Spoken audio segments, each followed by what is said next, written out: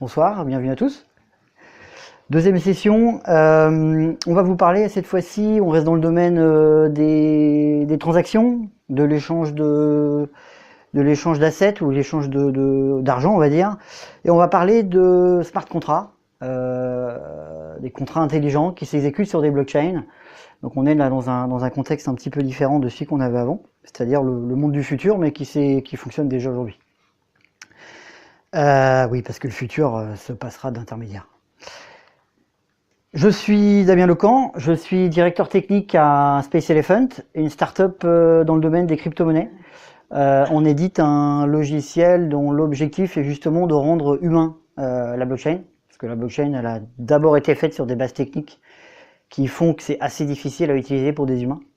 Et nous, notre enjeu, c'est vraiment d'apporter de l'expérience utilisateur et de la simplicité aux utilisateurs de crypto-monnaies principalement. Je suis aussi le cofondateur de l'association Blockchain et Société, dont l'objectif est de promouvoir les blockchains et leurs usages dans la société, en particulier autour de Nantes. Bonsoir à tous, Paul Marty, du coup je suis consultant sécurité chez Orange Cyberdéfense. Et voilà, du coup avec Damien, on va faire une petite démonstration de code d'un smart contract avec quelques exploitations de vulnérabilité. Vous n'allez pas le croire, c'est la première fois qu'on se rencontre. Je vous rassure, on a préparé la démo avant.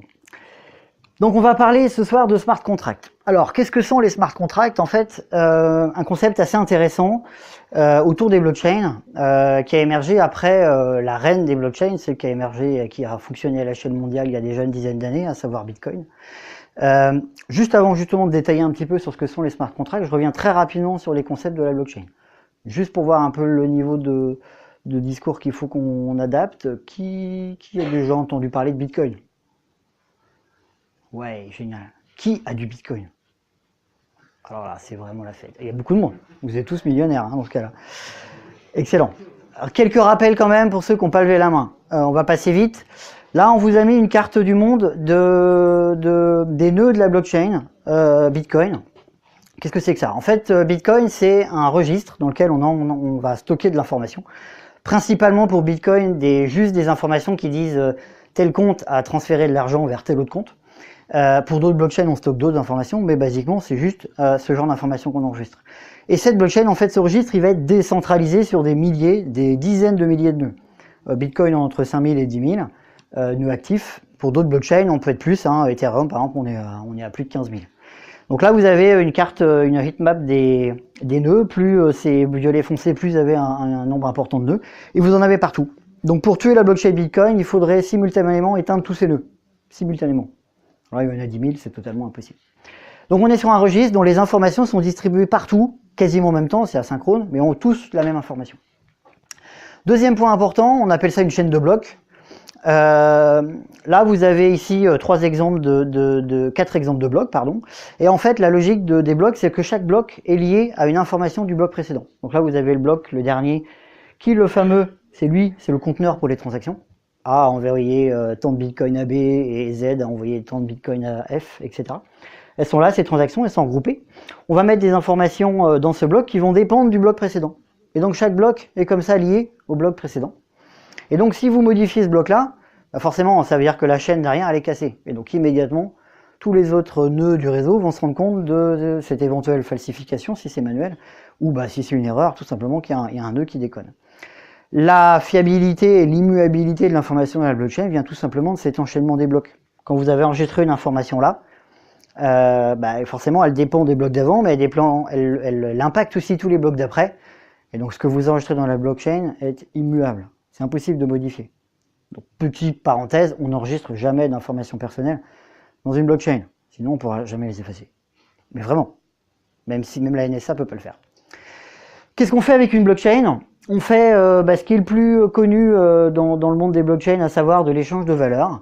C'est voilà, j'ai une capsule de bière et je te la vends 10 000 $. Et si tu acceptes de l'acheter, voilà, j'ai fait un échange. Et toi-même, ta capsule, tu espères la vendre 11 000 $, un petit peu plus cher. Donc c'est l'échange de valeurs. C'est intéressant. Bon, c'est très utilisé pour de la spéculation. Pourquoi pas? Voilà, les humains sont ce qu'ils sont. On peut faire des choses plus sympas, je trouve. C'est un usage intéressant, mais on peut faire des choses encore plus sympas. Ce qu'on appelle la preuve de possession.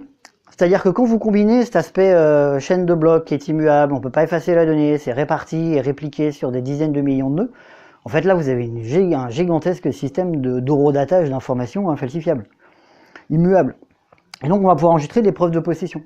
Donc si vous enregistrez par exemple le hash, donc l'empreinte d'un document que vous possédez dans la blockchain à telle date, vous pourrez dire dans 20 ans, peut-être devant un tribunal, voilà, moi à telle date je possédais bien tel document parce que regardez, j'ai déjà mis le hash de ce document il y a 20 ans dans la blockchain. Preuve de possession. Et dernier cas, et qui est vraiment le plus intéressant et qu'on va utiliser ce soir, c'est ce qu'on appelle le code exécutable. Donc là, accrochez-vous bien. Toute la logique que vous avez au niveau comment fonctionne le web aujourd'hui, à savoir du JavaScript, du Java, du .NET qui s'exécute sur un serveur, vous oubliez tout ça. Et vous imaginez que ce code va s'exécuter simultanément sur les 10 000 nœuds du réseau. Alors, pas sur Bitcoin, ça fonctionne un peu différemment. Mais en tout cas, pour des blockchains comme Ethereum, vous imaginez du code qui va s'exécuter partout en même temps, avec les mêmes règles, évidemment, sinon ça ne fonctionnerait pas bien, mais avec les mêmes règles, et qui en fait, là, on va décentraliser l'exécution du code. Donc c'est ce qu'on va faire ce soir. On va, parce que nous on aime bien jouer, on va justement écrire une application de loterie. Voilà, je vous disais, on revient rapidement au sujet financier, même pour même pour du code dans la blockchain. On va créer une application de loterie qui pourrait être référencée sur cet annuaire. Si le sujet vous intéresse, je vous invite à aller voir, c'est State of the DApps.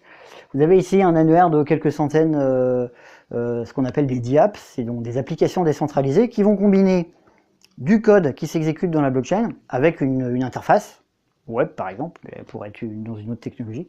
Et du coup, vous allez pouvoir avoir quelque chose qui s'exécute de manière complètement indépendante d'un quelconque serveur centralisé, sur lequel n'importe qui a la main, l'administrateur système en particulier. Nous, notre enjeu ce soir, c'est de construire une application de loterie et de venir la rajouter dans l'annuaire, s'il nous l'accepte, s'il trouve qu'elle est suffisamment bien faite. Donc je vais passer très rapidement à la démo, justement sur qu'est-ce que c'est qu'un code distribué dans la blockchain. Je vais utiliser pour ça excusez-moi, hop, je change d'écran, et c'était là.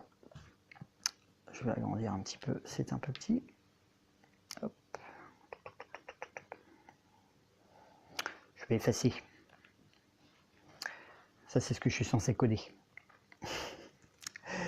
Donc, qu'est-ce que vous avez là? On a ici un éditeur de smart contract.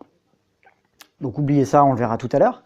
Donc le smart contract, c'est quoi? C'est effectivement l'entité, le code qui s'exécute dans la blockchain. Donc ce smart contract, on va le coder, on va le déployer, on va pouvoir appeler des méthodes dessus. D'accord? Ces méthodes, tout le monde, sur tous les nœuds dans le monde entier peut les appeler. Ah oui, il est déployé partout. Il n'est pas déployé sur un seul serveur, il est déployé sur les 10 000. Donc là, on va coder une application de loterie, et puis on va l'utiliser. Et puis après, Paul, il fera des choses rigolotes avec.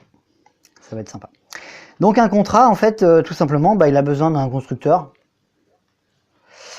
Voilà, un constructeur, comme n'importe quel langage sympa. Voilà, un constructeur, et dans notre cas, qui va rien faire du tout.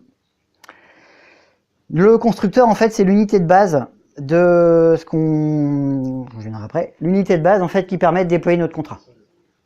D'accord? C'est assez gros. Ouais, je peux encore grossir, hein. Je peux le mettre un petit peu plus. Voilà, pour ceux qui sont un peu lents au fond, là. Je suis pas sûr s'ils arrivent bien à lire. Donc on a notre contrat.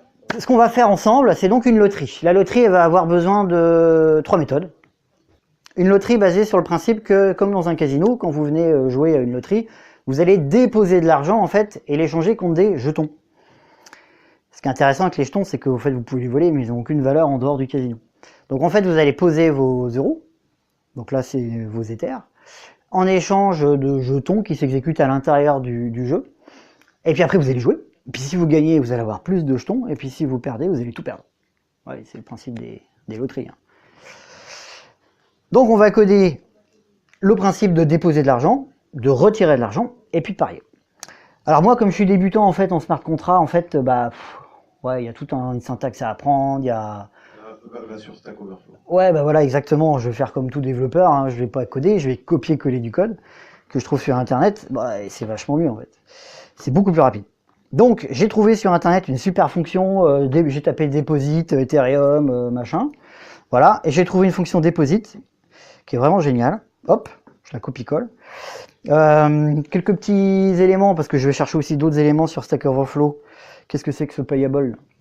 Donc vous voyez, fonction, deposit, elle est publique, donc ça veut dire qu'on peut l'appeler de l'extérieur du contrat. Elle est payable, ça veut dire qu'elle peut servir à transférer de l'argent vers le contrat. Donc rappelez-vous, c'est l'équivalent de la caisse du casino. On va pouvoir envoyer de l'argent dans la caisse du casino, et la caisse du casino, c'est le contrat lui-même, qui lui-même s'exécute sur la blockchain. Qu'est-ce qu'on fait? En fait, là, on a une map, deposits, une map clé-valeur, qui contient, en fait, en termes de clé, c'est l'adresse de la personne qui a déposé, et en valeur de la map, on va tout simplement mettre l'argent qu'il a cherché à déposer. Donc, en Solidity, quel langage que j'utilisais? On crée un mapping, donc d'adresse vers un uint, qui est un entier dans Solidity, et que j'appelle deposits. Deposits. Voilà. J'ai déclaré ma map. Donc j'ai mon premier... Attendez, je vais désactiver ça. Comme je comprends rien au warning, c'est pas la peine de regarder. Parce que là, il faudrait aller voir dans Stack Overflow, chaque erreur, ça prend du temps. Mais c'est que des warnings, donc on s'en fiche. Du coup, deposit, on a besoin aussi de la fonction de retrait. Donc le retrait, pareil, Stack Overflow, copier-coller. J'ai trouvé un super refound qui a l'air de faire ce que je veux. Qu'est-ce qu'elle fait ce refound? Je le regarde, ça a l'air d'aller, elle prend la map, ligne 14, vous voyez. Elle va récupérer mon refound associé à l'appelant de la méthode. Hein, donc rappelez-vous, je suis joueur, j'appelle refound au travers de la blockchain, je veux récupérer mon argent. Donc on va récupérer ligne 14 via MSG Sender, c'est mon adresse. Hein, j'appelle la méthode, c'est mon adresse. Et là, j'appelle une méthode un peu cryptique, mais Stack Overflow me dit que c'est comme ça qu'il faut faire. Et hop, ça renvoie l'argent à l'appelant. Cool. Et puis si ça marche pas, vous voyez, ça fait un slow, donc je pense que ça doit arrêter, voilà, ça doit faire ce qu'il faut. Et puis en dessous, je remets le compte du joueur à 0 à l'intérieur du casino. Donc vous imaginez, vous allez au casino et vous rééchangez vos jetons contre du vrai argent. Cool, on a presque fini. Et donc il nous reste le dernier truc qui est le jeu. Donc là, rappelez-vous, c'est pareil, parier. Donc là, on trouve pareil un truc qui a l'air sympa sur Internet. On trouve tout sur Internet, c'est vraiment génial. Il n'y a même pas besoin de travailler en fait, il suffit de copier-coller. C'est pas comme ça que vous faites? Si, je sais pas, vous rigolez. Donc. Moi, c'est comme ça que je fais. Donc la fonction bet, parier, qu'est-ce qu'elle fait? Donc le pari qu'on a imaginé, qui est plutôt sympa, c'est de se dire en fait, vous allez parier sur une information que vous ne pouvez pas connaître à l'avance, évidemment, sinon ce serait trop facile. Qui est en fait, ici, on va essayer de parier en fait sur une information qui est dans chaque bloc. Vous avez vu tout à l'heure la blockchain, on vous a montré la chaîne de blocs. Chaque bloc a un identifiant, il y a un hash, en fait, un bel identifiant sympa. Et en fait, on va vous demander de parier sur le premier octet. Quelle est la valeur du premier octet des blocs qui sont générés dans la blockchain? Donc là, quand vous pariez, là-haut dans le paramètre, le byte, c'est le premier octet, vous dites, bah, oh, moi je parie sur le fait que ça va être, je sais pas, 0,16, enfin 0x16 ou 0 AF. Voilà, on peut parier 256 combinaisons possibles. Et si c'est le bon, c'est ce que fait l'algo, l'IS24, vous voyez, il extrait le premier octet du bloc précédent. Et en fait, on compare. Si la personne, elle a trouvé le bon octet à trouver, et ben on lui donne la moitié de la balance du contrat. On lui donne pas tout, hein, comme les casinos, on fait pas tout gagner d'un coup. Ensuite, on émet un petit événement qui dit ouais, il a gagné. On indique combien il a gagné. Et puis s'il a perdu, on remet bien sûr sa balance utilisateur à 0. Comme je vous dis, quand vous perdez tout. Et puis on émet un petit événement à la terre entière qui dit t'as perdu. D'accord? Donc assez simple, vous voyez, comme code. Donc là, ce que je vais faire, je vais le déployer dans le monde entier. C'est ce qu'on va faire maintenant. C'est très simple. Un petit mot sur l'architecture de la démo peut-être? Ouais. Sur la connexion. Alors ici, on passe par un nœud, un nœud dédié qui s'appelle Infura, en utilisant le plugin MetaMask. Et alors l'intérêt là, c'est de ne pas avoir une blockchain, de ne pas avoir une blockchain en local. Enfin, c'était l'intérêt parce que c'est comme ça que c'était censé marcher. On était censé utiliser un réseau de test. Et du coup, on va le faire en local. Donc voilà. On est en mode dégradé. Effectivement, la blockchain elle s'exécute sur mon ordi. Bon. Mais dites-vous que c'est exactement la même chose. C'est la connexion réseau qui est pas top. Voilà. On préfère un truc qui marche pour la démonstration. Donc là, en fait, vous avez une extension navigateur, n'importe qui peut l'installer. Et c'est elle qui va faire le lien entre l'appli web que vous voyez que j'utilise et le système externe qui là se trouve être un nœud local. Mais en fait, je pourrais me connecter à une blockchain publique autour. On a provisionné un compte. Ici, c'est le fameux développeur qui développe, mais qui est aussi le player. Parce que rien de mieux pour gagner de l'argent que de jouer avec ses propres jeux. Comme ça, on peut exploiter, on connaît les règles, donc c'est simple. Et vous voyez, son compte est approvisionné avec 570 Ethers. Voilà, sur une vraie blockchain, ça représentait 350 000 $. Mais tout ça, c'est du pipeau. Hein, on peut créer autant d'Ethers qu'on veut. C'est une blockchain de test. Donc, c'est ce compte-là qui va permettre de déployer. Donc, vous voyez, je vais déployer le contrat. Donc, qu'est-ce que ça fait déployer? En fait, c'est tout simplement créer une transaction sur la blockchain, comme dans les blocs tout à l'heure. Hein. Vous voyez, on n'enregistre plus une transaction de A vers B, on fait autre chose. Là. On crée une transaction qui va ici déployer le contrat. Donc, il y a des paramètres à passer, si ça vous intéresse, on pourra en parler après. Et voilà, on déploie le contrat dans la blockchain. Et en fait, quand on fait ça, l'information est stockée dans un bloc, les blocs se répartissent partout, et les 15 000 nœuds d'Ether et Ethereum qu'on utilise là récupèrent ce contrat et le stockent en local. D'accord? On n'envoie pas ça à un serveur, on l'envoie sur 10 000, 15 000 nœuds d'un coup. Ah, ça prend du temps, hein. Quelques minutes. Mais c'est le principe de la blockchain. Donc là, le contrat se déploie.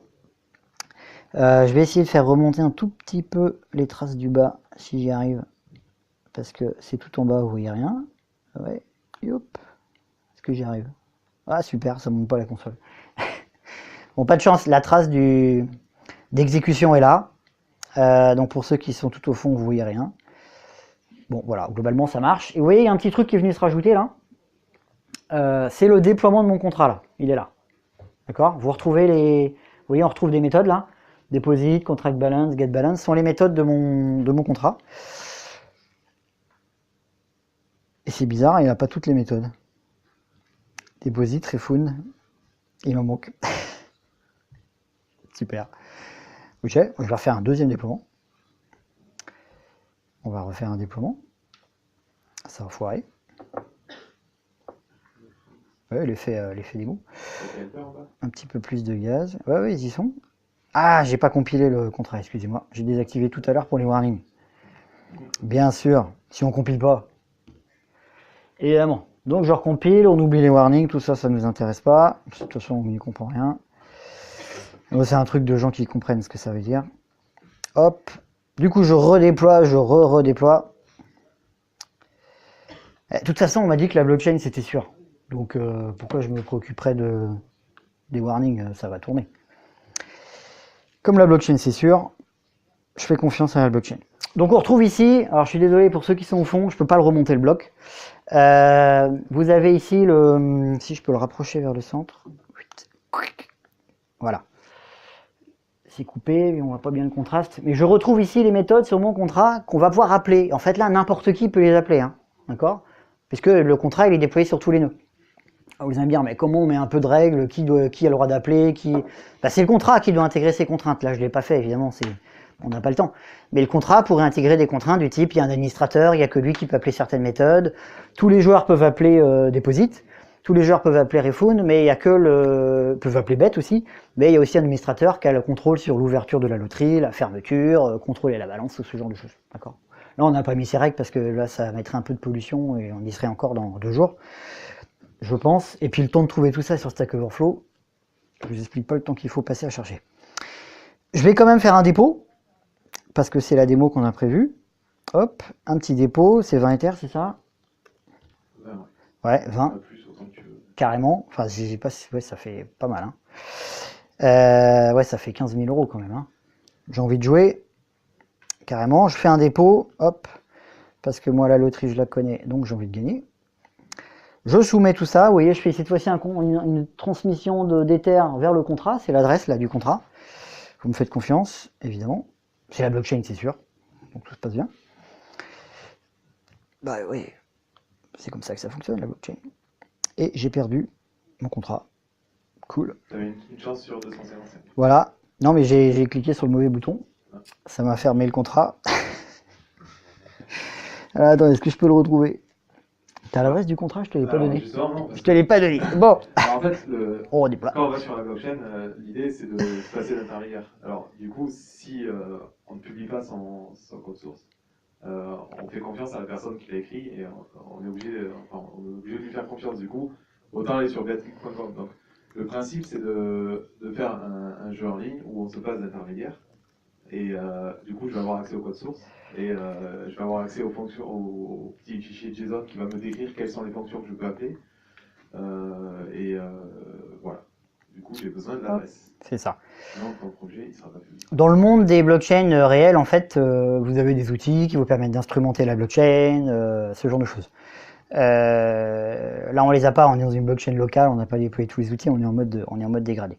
Si je regarde, je demande la balance du contrat, vous le voyez pas parce qu'il faut être devant, mais en fait, elle indique bien 20, alors c'est 20 10 puissance 18 Wei, c'est une sous-unité de l'Ether, donc ce qui fait bien 20 Ether.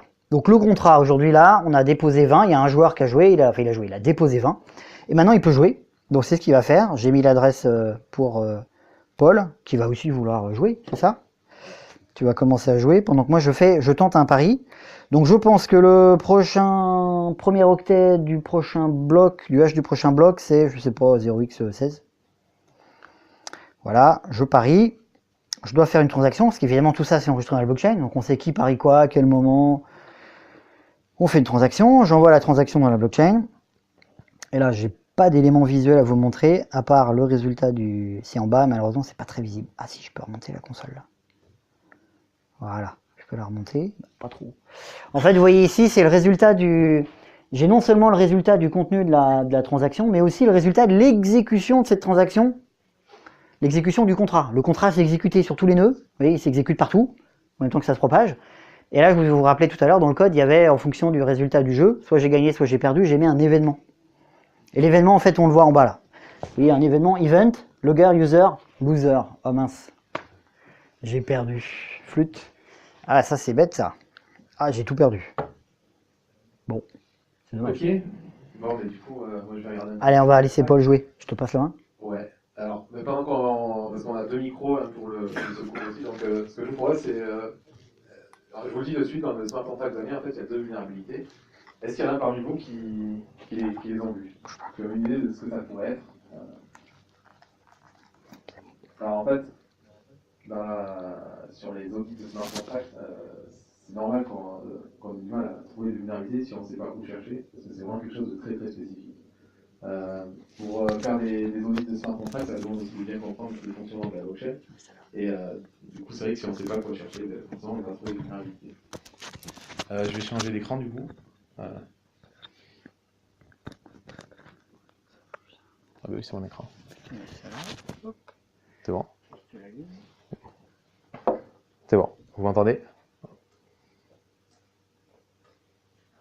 Ok, donc si on regarde le smart contract de Damien, je vais vous dire directement où sont les deux vulnérabilités. Donc la première, c'est dans la fonction parier ici. Bon, celle-là, on pourrait même en trouver plusieurs. Je vais vous expliquer comment je vais l'exploiter par la suite. Et la deuxième est dans la fonction remboursée. Alors en fait, ces deux vulnérabilités elles viennent du fait que Damien il est parti du principe que c'était entre guillemets un humain qui allait jouer avec son smart contract, alors que dans la blockchain il y a deux types d'adresses, les adresses internes et les adresses externes. Les adresses externes, vous avez probablement déjà utilisé ces adresses externes si vous avez manié des bitcoins ou des ethers. C'est une adresse qui est liée à une clé privée du coup. Et cette clé, si on la perd, on perd ses ethers. Si on la divulgue, on peut se faire voler ses ethers. Les adresses internes, c'est des adresses qui sont liées à des smart contracts. Et nous, dans le cas de notre attaque, ça va nous intéresser parce que ça va nous permettre de programmer des comportements bien spécifiques, auxquels Damien ne s'attendait pas.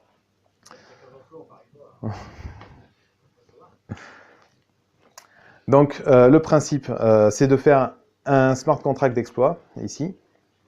Donc, tout d'abord, pour commencer, je vais déposer des ethers avec la fameuse fonction déposer, que vous avez vu. Donc, bon, sur ça, il n'y a pas de souci. Je vais utiliser cette manière d'appeler le smart contract, la fonction de dépôt, et je vais y ajouter des ethers. Alors,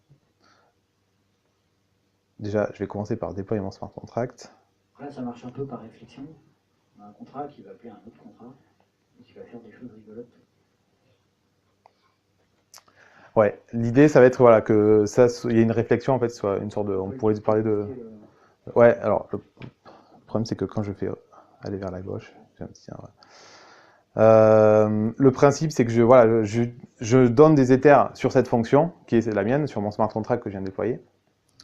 Et cette fonction va appeler le smart contract de Damien en s'enregistrant comme un joueur. Et du coup, d'un point de vue du smart contract de Damien, il voit un nouveau joueur déposer des Ethers sur son smart contract, s'enregistrer en tant que joueur. Il voit l'adresse du smart contract, c'est une adresse interne. Et il ne fait pas la distinction en fait, entre l'adresse externe ou l'adresse interne. Pour lui, c'est une adresse Ether. OK, pas de souci. Donc, mon smart contract sert de relais, dépose des Ethers sur son smart contract. Et ensuite, je vais tricher du coup avec la fonction bet. Alors, pour tricher, je vais vers une fonction gagner sur mon propre smart contract. Et dans la blockchain, en fait, l'unité de temps, c'est pas des minutes, c'est pas des secondes, c'est des blocs. Et ça va me permettre de faire quelque chose, c'est que quand je vais appeler cette fonction, je vais prendre exactement le même algorithme que Damien, vous l'avez reconnu, comme son code est ouvert dans un souci de transparence, du coup je l'ai récupéré. J'ai repris sa méthode qui permet de générer un aléa en fonction du hash du bloc. Alors prendre le hash du bloc comme un aléa, ça aurait pu faire l'affaire en fait si on avait pris le bloc en cours effectivement, et qu'on avait pris juste le bloc en cours, mais ce n'était pas possible parce que au fur et à mesure de l'exécution du smart contract, pendant qu'il s'exécute, on ne peut pas connaître le hash du bloc en cours. Donc Damien, il a pris le hash du bloc précédent. Donc ce que je fais, c'est que je recalcule cette fonction. En prenant le bloc précédent, il y avait d'autres scénarios d'attaque en fait. J'aurais pu appeler, essayer de récupérer le dernier hash du bloc et l'appeler rapidement. Mais là, pour l'occasion, du coup, ce que je vais faire, c'est que je passe par cette fonction gagner. Et du coup, je refais le même calcul. Et comme je vous disais tout à l'heure, on est sur le même intervalle de temps. Donc, comme on est dans le bloc, comme quand moi je vais appeler ma fonction gagner, on est dans le même intervalle de temps que lui quand je vais appeler sa fonction parier. Le code, en fait, le bloc du hash ici sera le même. Donc, via mon smart contract de proxy, j'appelle le sien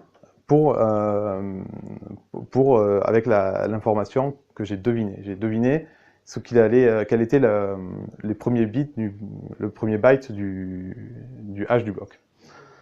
Désolé, c'était pas clair, je peux reformuler. C'est un bot qui va gagner à tous les coups. En gros, ça me permet de gagner à tous les coups. Il a compris l'algo qui permet de gagner. Alors même si le code est disponible en fait par reverse engineering, comme c'est dans la blockchain, ça s'exécute, on pourrait de toute façon comprendre quel est l'algorithme mis en œuvre. Donc le fait de cacher son code n'est pas une protection, pas du tout. Paul montrera tout à l'heure comment on fait ça correctement. Donc là en fait c'est un bot à gagner. Alors là j'appelle la fonction déposer. Alors il faut que je donne des Ethers au smart contract de Damien, donc je vais en mettre un seul. Ça suffit. J'appelle la fonction déposer. Du coup, oui, exploit contract, c'est le bon. OK. Donc j'appelle la fonction déposer de mon smart contract. Et là, du coup, je vais déclencher le transfert d'argent sur le smart contract de Damien via mon smart contract de proxy. Donc ça, c'est la première étape. La deuxième étape, c'est d'appeler la fonction gagner. Alors, je l'appelle ici. Donc là, je lance ma transaction du coup externe qui va ensuite déclencher les transactions internes via le smart contract. Et si on prend du coup l'événement ici, l'événement, alors le résultat de la transaction, alors vous allez voir, je vais remonter ça pour ceux qui sont loin. Je ne sais pas si vous voyez bien au loin, mais du coup là on voit log user winner, donc c'est l'événement qui dit que du coup j'ai gagné, j'ai réussi à deviner la valeur, à la prédire. Ah oui. Voilà. Là c'est comme je disais tout à l'heure, on a un événement perdant, un événement gagnant. Voilà. Un robot a gagné. Du coup, j'ai gagné la moitié des Ethers. On va continuer avec la deuxième attaque, du coup. Alors, la deuxième, elle est un peu plus compliquée parce qu'elle se passe en deux étapes. En fait, Damien, dans sa vulnérabilité, dans sa fonction remboursée, pardon, qui est ici, il a fait un call à mon smart contract pour le remboursement. Et quand on fait un call, on met en pause l'exécution en cours sur le smart contract, du coup, et cette pause, elle va durer le temps de l'exécution de l'appel qui a été fait. Donc, comme avec ma fonction, comme Damien, pour me rembourser, il va m'envoyer des Ethers avec cette fonction, moi, je vais pouvoir créer un smart contract avec une fonction de fallback dessus, qui fait que quand on envoie des Ethers au smart contract et qu'on ne lui précise pas à quelle fonction on l'envoie, ça va systématiquement arriver sur ma fonction de fallback. Donc l'idée c'est de l'appeler une première fois pour lui demander de me donner mes gains, que j'ai gagné, 10,5 Ethers normalement. Et pendant qu'il va y avoir la transaction, ici, alors je vais vous montrer les fonctions que j'ai dans mon smart contract d'attaque, que l'on voit ici. Donc l'étape 1, je demande un remboursement légitime auprès du smart contract de Damien, via mon smart contract de proxy, toujours. Et quand je me fais rembourser, du coup, ça va appeler cette fonction anonyme. Et cette fonction anonyme, c'est la fonction de fallback. Et là, ça va me permettre, du coup, de refaire un deuxième appel qui ne sera pas légitime.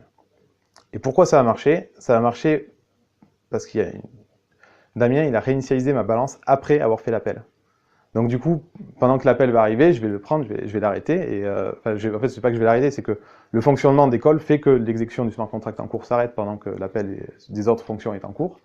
Du coup, moi, je vais le rappeler pendant cet instant. Et tout ça, toujours dans le même intervalle de temps, toujours sur le même bloc avec un appel à l'intérieur de l'appel, en fait. On va découper l'appel en plusieurs appels, et du coup, il peut, par définition, aller récupérer de l'argent. Voilà. Et du coup... Mais ça, c'est pas bon, hein, c'est peut-être le bon flow. Hein. Je n'ai rien fait. Du coup, j'appelle ma fonction lancer l'attaque, qui est ici. Donc là, je n'ai pas besoin de lui donner des éthers, juste du gaz. On pourra en parler peut-être après du gaz. Et là, on va voir le résultat, du coup, de la transaction. Alors, à l'origine, on devait vous montrer ça sur un réseau de tests pour avoir une belle vue des deux transactions qui partent. Donc là, c'est pour ça qu'on a un peu du mal à vous montrer les résultats. Mais du coup, si je prends la fonction contract balance ici, ça c'est la valeur du smart contract Damien. Donc on voit que maintenant il est à 0, là où tout à l'heure il était à 20, 1000 et quelques. Et alors j'ai pas mis la même fonction. C'est le contrat de jeu de loterie. Et là, tu regardes maintenant la balance. Donc la première vulnérabilité, ça a été de tricher sur la fonction gagnée. Donc on a gagné la moitié du smart contract. Et la deuxième vulnérabilité, ça nous a permis de retirer 2 fois ce qu'on aurait pu retirer en fait. Et la balance de ton contrat du coup? Et la balance de mon contrat, j'avais prévu de le montrer sur l'explorateur de la chaîne, mais ici, donc, j'ai pas mis de fonction qui me permet de connaître la balance. Et là, en live, je ne saurais pas retrouver. Oui, c'est vrai, on avait prévu. Ouais. On avait un explorateur qui va mettre le... Alors, vous êtes obligé de nous faire confiance, mais du coup, sur mon smart contract d'attaque, du coup, il y a les 21 Ethers, du coup, qu'il y avait sur le smart contract de Damien. Get Money, c'est quoi Get Money, alors Get Money me permet d'envoyer l'ordre à mon smart contract de se suicider. En fait, il y a une fonction qui s'appelle suicide. Et ce qu'il va faire, c'est qu'il va me renvoyer les Ethers sur mon adresse réelle, parce que ce smart contract, il n'est pas voué à rester, ce smart contract d'attaque. Donc je dis à mon smart contract, maintenant que tu as 21 Ethers chez toi, tu exécutes la fonction suicide, et automatiquement, il va m'envoyer les 21 Ethers sur mon compte. Tu as arrêté où? Ouais. Get Money. Si tu regardes le solde actuel de ton... Ouais. Le solde de ton utilisateur de l'attaqueur. Alors on a 587. 587, ouais. Et on s'attend à monter à 200, à 507. 607. On récupère 21. 21, ouais. Voilà, et là on est passé à 600, du coup j'ai récupéré tout l'argent.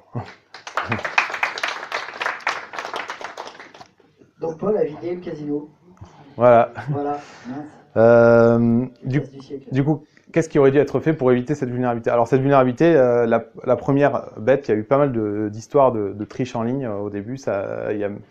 Il n'y a pas eu un gros événement, mais il y a eu pas mal de petits événements qui ont amené à la création d'un système qui s'appelle RANDAO. RANDAO, c'est une organisation décentralisée qui a pour but de générer des aléas. Une organisation décentralisée, en fait, c'est un terme un peu générique sur les blockchains pour dire que c'est un ensemble de personnes qui sont représentées via des adresses et qui peuvent faire des choses ensemble. Il y avait une DAO qui s'appelait The DAO, qui était une sorte de Kickstarter dans la blockchain. On pourrait y revenir par la suite sur The DAO parce qu'en fait, ils se sont fait pirater justement via la vulnérabilité que je vous ai présentée, la deuxième vulnérabilité. Il y a une DAO qui s'appelle du coup RANDAO et que Damien aurait pu utiliser pour récupérer un aléa sur la blockchain. Non, ils n'en parlent pas. Et ça te permet, en fait, c'est du pseudo-aléa parce que du coup, générer de l'aléa sur un système déterministe comme celui des smart contracts, c'est impossible. Du coup, l'intérêt d'avoir une sorte d'organisation décentralisée, c'est qu'il y a des utilisateurs, différentes personnes qui peuvent pousser des aléas dessus. Et il y a toute une mécanique qui fait qu'on a un système assez fiable pour générer des aléas. Pour la deuxième vulnérabilité, il y avait 2 choses qui pouvaient être faites. C'est d'utiliser une fonction adaptée, ici, la fonction transfert, du coup je l'ai fait à l'envers. Parce que cette fonction, elle n'est pas sensible à cette vulnérabilité. Quand on envoie de l'argent à un utilisateur avec cette fonction, il n'y a pas de risque de boucle infernale comme on l'a vu avec la fonction call ici. l'autre chose à faire, c'était de réinitialiser la balance des utilisateurs juste avant l'appel. Et ça, c'est pas uniquement vrai pour les blockchains, c'est tous les codes qui sont amenés à manipuler des valeurs. Il faut avoir cette démarche de réinitialiser la valeur ou faire les actions, on va dire, les plus importantes avant de faire un appel. Parce qu'on peut faire crasher l'appel, il y a tout un tas de contextes dans lesquels on pourrait... voilà. À l'époque de l'exploit, en fait, il n'y avait que la première façon de corriger. Et plus tard, le langage qu'on a utilisé, qui s'appelle Solidity, a évolué et a proposé des nouveaux mots-clés qui apportaient un peu plus de sécurité dans la façon de faire des transferts de crypto-monnaies. Alors, du coup, je vais essayer de vous donner quelques bonnes pratiques pour si jamais vous êtes amené à coder un smart contract qui va gérer des sommes importantes. Donc, bon, ça c'est évidemment ce qu'il ne faut pas faire. Ce qu'il ne faut pas faire, c'est se lancer tête baissée dans la création d'un smart contract sans se poser des questions. D'un point de vue organisationnel, si vous êtes dans une petite structure ou même une grande structure, il va falloir faire une analyse de risque. Ça va juste permettre de dire on va passer du temps à coder ce smart contract, on va passer beaucoup de temps à faire ça parce qu'il y a un risque important derrière. Et ça va permettre de justifier finalement l'acquisition de compétences, le temps, les différentes choses que vous allez pouvoir faire. Et c'est vraiment très important parce que si on est pris par la pression pour développer ce genre d'application sensible, on peut facilement faire des erreurs. Le deuxième pilier, c'est le pilier technique. Il existe des frameworks comme OpenZeppelin qui permettent de faire tout un tas de choses avec du code qui a été audité, qui est ouvert bien entendu, et qui est vraiment robuste parce qu'il est utilisé pour, par exemple, toutes les levées de fonds dont vous entendez parler sur le réseau Ethereum. Très souvent, ils utilisent le framework OpenZeppelin. Là, vous pouvez copier-coller en fait. Ouais, là vous pouvez. Là. Alors attention, parce que selon l'implémentation qui est faite derrière, vous pouvez toujours faire des erreurs derrière. Donc il faut toujours... Quand on réutilise ces frameworks, il faut faire très attention à pousser le moins de code possible fait maison. Et du coup, ça nous amène sur le point suivant, qui est du coup par rapport au processus. Donc, le processus de développement sécurisé, c'est quelque chose qu'on voit très souvent dans l'aérospatial ou dans l'automobile, ou quand on a par exemple des ordinateurs de bord à développer, on peut avoir des processus industriels très stricts. Pour gérer des fonds, c'est important d'avoir un processus qui permet l'erreur parce que quelqu'un d'autre s'en apercevra. Ça peut être de la revue de code, ça peut être du codé à deux, des choses comme ça. Et finalement, ce qui est très important, c'est d'auditer via des programmes de bug bounty. Ça permet, il y a eu des grosses vulnérabilités qui ont été identifiées comme ça, avec des problèmes de bug bounty sur les blockchains, Coinbase notamment. Et ce que vous devez faire aussi, c'est faire des audits. Alors ça peut être des audits statiques avec des outils. Il en existe, j'en ai mis dans les ressources que vous pourrez aller voir plus tard, et aussi des audits faits par un expert, du coup, faits par un humain. Voilà. Juste avant la conclusion, est-ce qu'il y en a qui ont déjà participé à des ICO, des levées de fonds dans la blockchain? Vous avez des bitcoins, vous n'en savez pas? C'est dingue. Investissez dans les startups de la blockchain qui proposent des nouveaux services au sein d'ICO. Et en fait, quand vous faites des ICO, la source, l'élément technique en fait, qui va permettre de gérer la récupération des tokens et la distribution dans d'autres tokens, se fait autour de smart contracts. Voilà. C'est donc des éléments sur lesquels c'est arrivé que des boîtes fassent des ICO pour recevoir des cryptos, et en fait, il y avait un bug dans leur smart contract, et il y en a pas réussi à récupérer l'argent que les gens leur envoyaient. Parce que c'était bugué, ils avaient oublié. Voilà, c'est le Far West de la blockchain. Ouais. Voilà, du coup c'est terminé. Est-ce que, si vous avez des questions, j'ai prévu pas mal de diagrammes en backup slide si vous avez des questions pour éventuellement sur la manière dont l'attaque a été réalisée ou sur la manière de coder.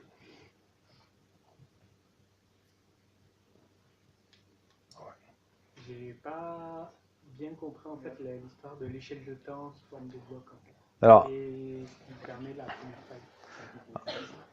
J'ai pas compris en fait l'histoire d'échelle de temps qui a permis de détecter sur quel bloc la fonction s'est exécutée justement pour pouvoir faire le pari. Parce qu'en fait, la fonction, moi j'ai fait une transaction interne pour l'appeler. Alors là c'est mon smart contract d'attaque et ça c'est le smart contract de Damien. Moi quand j'ai appelé la fonction ici en externe, c'est une transaction interne que j'ai émise. Et ensuite, j'ai appelé la fonction win, qui a ensuite appelé la fonction bet. Et quand je dis que ça s'est fait dans le même intervalle de temps, c'est qu'en fait, tout s'est fait sur ce bloc, en fait. Et que du coup, sur ce bloc ou celui-là, si on demandait à quel numéro de bloc on était, on avait la même valeur. Et c'est ce qui a fait que du coup, on avait les mêmes valeurs d'entrée et de sortie dans ces deux fonctions. Dans les blocs, on inscrit le temps en heures, minutes, secondes. Mais c'est pas ça qui est utilisé, et c'est même déconseillé d'utiliser cette valeur, parce que dans certains cas, les mineurs pourraient tricher un peu sur la vraie heure, minute, seconde. Donc quand je parle de notion de temps, c'est le bloc, c'est vraiment si jamais il n'y a pas de bloc qui est produit pendant quelques heures, du coup le temps s'arrête sur la blockchain en fait. Tout à fait. Peut-être pour bien finir l'explication, si tu peux remonter au schéma où on avait les blocs au début. C'était le deuxième ou le troisième slide. Ouais. Encore. C'est celui-là. L'échelle de temps, elle est là. On a la création d'un bloc qui prend une transaction. On attend. Nouvelle transaction. Intégration, création de nouveau bloc. On attend. Dans la blockchain, il ne se passe rien en fait entre deux blocs. Nouveau bloc. Donc là, l'échelle de temps, il est là en fait. En fonction des blockchains, ce temps il est différent. En Bitcoin, on est un bloc toutes les 10 minutes. Sur Ethereum, on est un toutes les 12-14 secondes. D'autres blockchains, c'est plus rapide. Donc voilà, on est dans un fonctionnement du système informatique radicalement différent du monde centralisé. Et il ne se passe rien entre les deux. S'il y a des transactions qui bricolent des choses au sein d'un bloc, c'est là qu'on peut attaquer. Quand on dit que c'est 10 minutes, en fait, c'est une estimation par rapport à la difficulté. C'est pas un bloc qui va être produit au bout de 10 minutes. Des fois, il y en a qui vont mettre 13 minutes, d'autres 8 minutes. C'est une estimation qui s'ajuste, et c'est une estimation de cible pour les mineurs. Justement. D'autres questions ? David.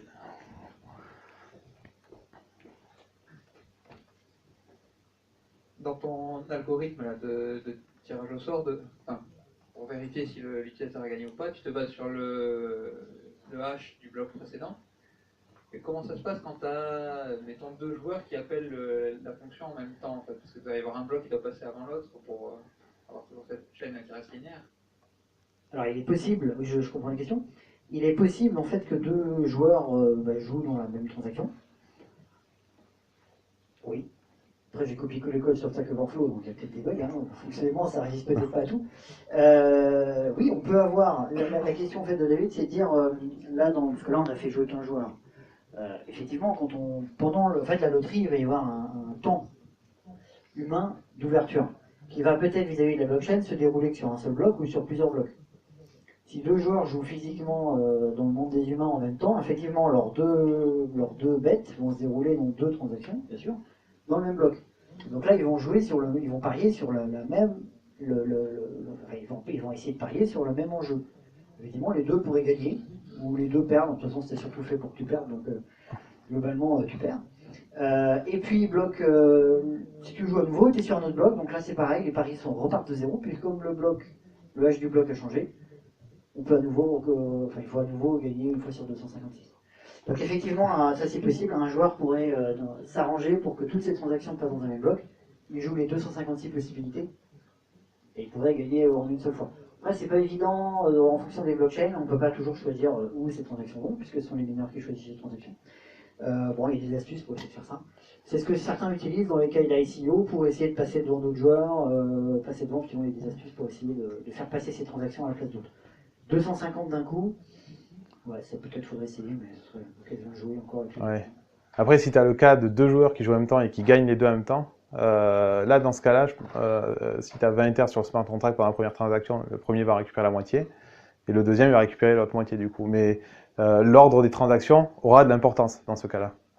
Et le mineur, du coup, c'est le mineur qui a gagné, enfin, qui construit le bloc, en fait, qui a décidé de cet ordre et qui l'a fait par rapport à un algorithme.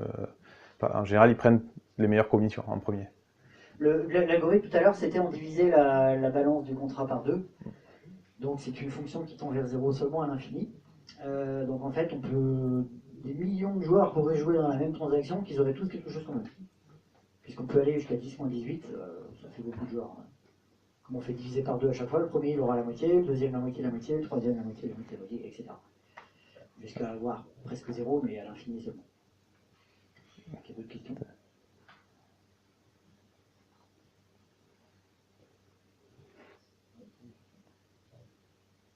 Ouais. Après. Est-ce que ça veut dire que quand quelqu'un s'inscrit pour jouer, il joue toujours sur le même bloc ou il joue toujours sur le dernier bloc qui vient de sortir? Quand quelqu'un s'inscrit, il peut s'inscrire à n'importe quel moment. Quand il appelle la fonction déposer initiale, il s'enregistre, ça peut être 10 blocs avant, c'est pas très important. Par contre, c'est quand il va appeler la fonction, du coup, que c'est la fonction bête, ouais, qui fait que... Et celle-là s'exécute sur le dernier bloc à chaque fois? Sur le bloc dans lequel la transaction d'appel est arrivée. Donc la transaction initiale d'appel, c'est une transaction externe, et celle-là, elle va aller se mettre dans le bloc. Du coup. Oui, pour bien comprendre Ouais. effectivement le mécanisme d'inclusion d'une transaction dans un bloc. En fait, quelqu'un qui utilise une blockchain, il émet des transactions qui partent sur le réseau, et à un moment donné, les mineurs vont les sélectionner. Jusqu'à ce qu'elles soient incluses dans un bloc, elles se baladent quelque part dans les buffers des mineurs, et en fait, le code ne s'exécute pas autour de ces transactions parce qu'elles ne sont pas incluses. C'est seulement quand la transaction est incluse dans un bloc que là, le code va s'exécuter au niveau du smart contract. Donc en fait, c'est une fois qu'elle a été incluse dans un bloc que la fonction bête de ce joueur va s'exécuter. D'accord. Ouais. Tu avais une question par là-bas. Question. Ouais. Voilà. C'est juste pour bien comprendre, juste avant, tu as dit que les mineurs, en fait, ils pouvaient organiser les transactions dans un bloc en fonction de l'argent que les gens ont mis pour... Ouais, en fonction des frais, ouais. Donc c'est le gaz, hein, ou... C'est non, c'est en fait sur Ethereum, c'est le montant du gaz qui fait que tu choisis quand tu ouais. fais ta transaction. Et donc en fait, si la personne elle va être sûre de passer en premier, en fait, elle doit mettre plus de Ouais. gaz pour potentiellement avoir les 10 euros et Bah si ouais les 10 Ethers et que les autres aient la moitié. ouais. Damien, je sais pas si C'est ouais, exactement ça. En fait, comme les mineurs peuvent choisir les transactions, mais quand on dit choisir, il y a un mécanisme dans Ethereum qui fait que toutes les transactions finiront par passer un jour. Par contre, il y a une notion de priorité. Et en fait, on peut augmenter la priorité en augmentant un peu l'appétence de la transaction à être prise par un mineur. Plus de gaz, on aura plus de... Il va gagner plus, donc il a envie de la prendre. Forcément, il a plus d'argent, donc il la prend et elle va passer plus vite. Ça, c'est un mécanisme qui est très utilisé dans les ICO, où là, en quelques secondes, on peut acquérir des tokens qui auront peut-être beaucoup de valeur plus tard. Et là, il y a des gens qui mettent un gaz phénoménal, même des fois supérieur à la mise. Hein, ils peuvent mettre, je sais pas, 10 Ethers et ils mettent l'équivalent de 20 Ethers de gaz parce que le token qu'ils vont pour obtenir derrière aura peut-être potentiellement encore plus de valeur derrière. Et là, du coup, il y a une certaine injustice parce que si tu n'as pas les 20 Ethers de gaz, sachant que le gaz, on le recouvre jamais. Hein. Là, on a vu dans nos jeux, on récupérait les Ethers, tout ça, c'était bien, mais en fait, à chaque fois, on paye des micro-frais de transaction. Mais quand les micro-frais de transaction se transforment en 20 Ethers, là, c'est plus un micro, là. Et là, on les recouvre jamais. Donc là, il faut... Voilà, mais après, il y a des gens qui ont beaucoup de crypto, qui peuvent s'amuser à faire ce genre de choses. Et toute transaction nécessite du gaz. Nécessairement. Ouais. C'est le fonctionnement même de la blockchain, en fait. Pour que la blockchain fonctionne, il faut des mineurs, et pour que les mineurs aient envie de travailler, il faut qu'on les paye. Si on ne les paye pas, ça s'arrête. Le monde tourne autour de l'argent, c'est chiant. Hein. Enfin, dans les mineurs, il faut qu'ils payent de l'électricité aussi. Peut-être qu'ils mangent aussi. Peut-être qu'ils achètent des Porsche aussi. Oui. Est-ce qu'il y a d'autres Des Tesla, questions? Des Tesla, ouais. C'est plus... Autre question? Est-ce qu'il y a d'autres questions? Non. Une dernière? Non. Bon, on s'arrête là. Ok. Ouais, merci.